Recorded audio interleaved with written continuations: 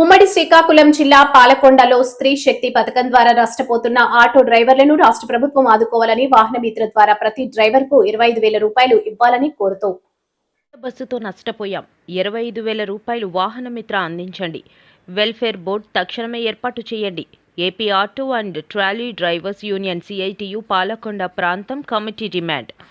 స్త్రీ శక్తి పథకం మహిళలకు బస్సులో ఉచిత ప్రయాణంతో నష్టపోతున్న ఆటో డ్రైవర్లకు ప్రభుత్వం తక్షణమే వాహనమిత్ర క్రింద 25,000 రూపాయల ఆర్థిక సహాయం అందించి ఆదుకోవాలని ప్రభుత్వాన్ని AP auto trolley drivers union CITU demand చేసింది. శ్రీ కోటదుర్గ సెంటర్ నుండి మెయిన్ రోడ్ మీదుగా ఆర్డీఓ ఆఫీస్ వరకు భారీ ర్యాలీ, కార్యాలయం, ఆటో డ్రైవర్లు ఆందోళనకు దిగారు. సిఐ గారు జోక్యంతో సభ కలెక్టర్కు సమస్యలతో కూడిన వినతి పత్రం సిఐటియు ఆధ్వర్యంలో అందజేశారు. సొంత పెట్టుబడితో ఒక పక్క ఫైనాన్స్ కిస్తీలు, మరోవైపు ఆర్డీఓ ఆఫీసులో పన్నులు చెల్లిస్తూ జీవనం సాగిస్తున్న ఆటో డ్రైవర్ల కుటుంబాలను ఆదుకోవాల్సిన బాధ్యత ప్రభుత్వంపై ఉంది అని అన్నారు.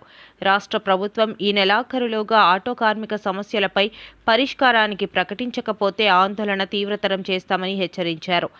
కాదారాము అధ్యక్షతన జరిగిన ఆటో ర్యాలీ క్యాబ్ డ్రైవర్ల యూనియన్ ప్రతినిధులు P Shekhar, P Mahesh, D Durgarao, K Srinu, Mahesh, B Prasad, N Rambabu, P Saikumar, P Gowrishwararao, P Ramarao, Shankarrao, Vaddadi Bhogi Raju, K Erakarao, S Sanyasi Naidu, S Nagaraju, S Kameswararao, N Sudarshan Rao, Eswarrao, K Srinu, Ramarao, Sai, Koti, Suresh తదితరులు పాల్గొన్నారు. రాష్ట్ర ప్రభుత్వం స్త్రీ శక్తి పథకం పెట్టడం ద్వారాగా వీళ్ళ రాష్ట్రంలో ఉన్నటువంటి 26 లక్షల మంది ఆటో కార్మికుల తాలూకా రోజువారీ ఆదాయాలు పూర్తిగా కోల్పోయారు. చాలా ఇబ్బందులు పాలవుతున్నారు. ఇప్పటికే కుటుంబాలకి రోజువారీ తిండి పెట్టుకోవడం కూడా కష్టమైనటువంటి పరిస్థితి ఏర్పడింది. ఇవాళ రాష్ట్ర ప్రభుత్వం స్త్రీ శక్తి పథకం పెట్టడం మాకు అభ్యంతరం లేదు. కానీ తద్వారాగా కోల్పోయినటువంటి ఆదాయాలు కోల్పోయిన వర్గాలు ఏవైతే ఉన్నాయో వాళ్ళకి ఇమీడియట్గా సంక్షేమ పథకం ద్వారా తీసుకోవాలి.